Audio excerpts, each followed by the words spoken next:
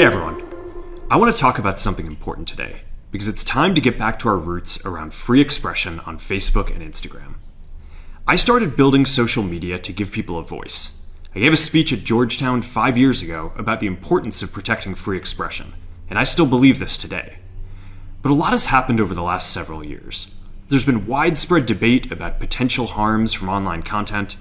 Governments and legacy media have pushed to censor more and more.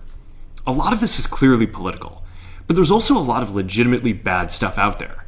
Drugs, terrorism, child exploitation. These are things that we take very seriously, and I want to make sure that we handle responsibly. So we built a lot of complex systems to moderate content. But the problem with complex systems is they make mistakes. Even if they accidentally censor just 1% of posts, that's millions of people. And we've reached a point where it's just too many mistakes and too much censorship. The recent elections also feel like a cultural tipping point towards once again prioritizing speech. So we're going to get back to our roots and focus on reducing mistakes, simplifying our policies, and restoring free expression on our platforms. More specifically, here's what we're going to do.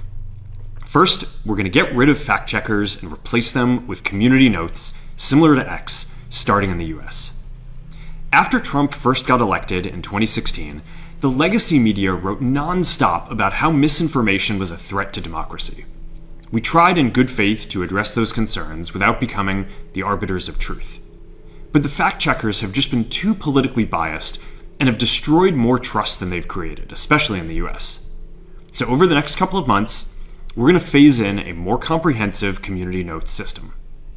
Second, we're going to simplify our content policies and get rid of a bunch of restrictions on topics like immigration and gender that are just out of touch with mainstream discourse. What started as a movement to be more inclusive has increasingly been used to shut down opinions and shut out people with different ideas, and it's gone too far. So I want to make sure that people can share their beliefs and experiences on our platforms.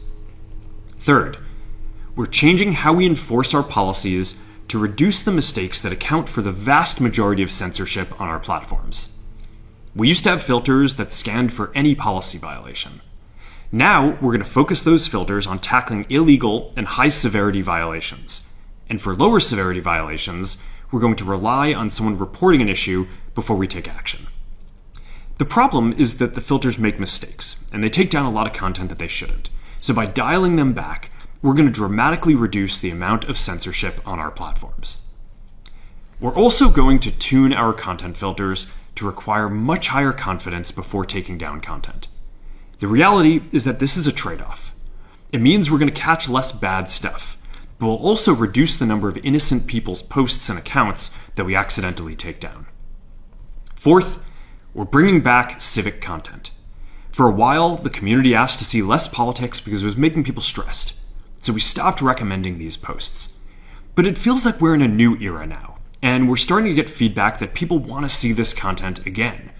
So we're going to start phasing this back into Facebook, Instagram, and Threads while working to keep the communities friendly and positive. Fifth, we're going to move our trust and safety and content moderation teams out of California, and our US-based content review is going to be based in Texas. As we work to promote free expression, I think that it will help us build trust to do this work in places where there is less concern about the bias of our teams. Finally, we're going to work with President Trump to push back on governments around the world that are going after American companies and pushing to censor more. The US has the strongest constitutional protections for free expression in the world. Europe has an ever-increasing number of laws institutionalizing censorship and making it difficult to build anything innovative there. Latin American countries have secret courts that can order companies to quietly take things down. China has censored our apps from even working in the country. The only way that we can push back on this global trend is with the support of the US government. And that's why it's been so difficult over the past 4 years when even the US government has pushed for censorship. By going after us and other American companies, it has emboldened other governments to go even further. But now we have the opportunity to restore free expression, and I am excited to take it. It'll take time to get this right, and these are complex systems. They're never going to be perfect. There's also a lot of illegal stuff that we still need to work very hard to remove. But the bottom line is that after years of having our content moderation work focus primarily on removing content, it is time to focus on reducing mistakes, simplifying our systems, and getting back to our roots about giving people voice. I'm looking forward to this next chapter. Stay good out there, and more to come soon.